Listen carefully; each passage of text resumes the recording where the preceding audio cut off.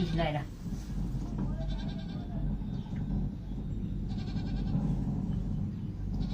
कस्तो भइरहेर कस्तो दामी हाल्यो नि म वाक्क भइसक्यो छैन ल हाल्यो त राम्रो एउटा मैले भाइरल गरेर टिकटक बनाउने जस्तो क्लियर भयो कि मौसम क्लियर भयो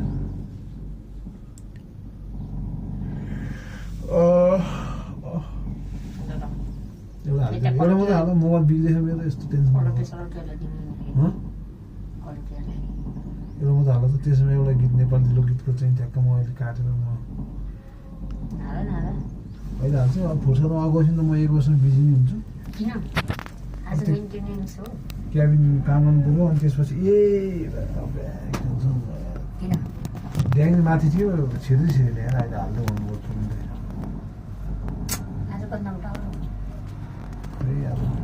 क्याबिन गर्नु पऱ्यो नि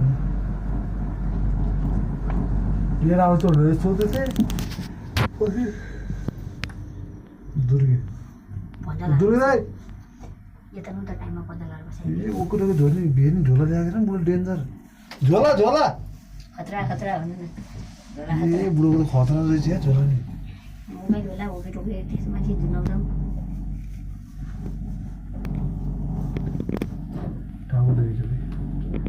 चिनिपो कम भयो चिनिपो धेरै हो होइन कस्तो फेरि कम भयो त्यो भन्दा न रिस उठ्छ क्या मलाई फेरि यो उभिरहन्छ गर्नलाई हिजोको हावाले कस्तो धेरै भयो है हिजो के गरेर क्याबिन रोक्यो धेरै बेर रोक्यो तिमी बिदा हो हिजो मेरो मर्निङ थियो नि त हिजो कम्ती तनाव भयो यार घरतिर पनि छाप्रो छुप्री उडाएर सब केही छैन त्यत्रो हाँसे ठुलो त हाल्दैन छाप्रो बेलुका सब भगाइदिएछ अब बुढाका एक दिन गरिदिनु पर्छ फेरि मर्निङ ड्युटी हुँदा हान्थ्यो होइन त्यो मिल्दैन एक दिन भरि लाग्छ कि 12 करोड उडाइएछ दाउ राखेर छाप्रो सबै फालिदिन्छ कि सबै त्यो 2-3-4 वर्ष भइसक्यो अनि तिमीलाई कसो थाहा भयो फोन गर्यो भने म त्यहीँ बस्छु त अहिले दाइकोमा किन घर छोडिदेऊ क्या म घर छोड्दिनँ नि त छोरीलाई बिरामी मर्ला खान् कि दाइ के भयो के भयो दाइहरू पनि के भयो अरे? म त्यहीँ बस्दिन्छु न अनि के भयो अरे त्यो नानी ज्वरो सोध त्यो ज्वरोको समस्या हो गरे अनि कहिले बिरामी भयो अरे अस्ति लोर लाग्यो फेरि अनि राति चापेर लगेन अनि टन्सिल भाएर टन्सिल पाकेको अरे घाम अनि फेरि त्यसलाई मेन चाहिँ ज्वरो हो क्या त्यो ज्वरो चाहिँ अब त्यो आउने भनेको त्यो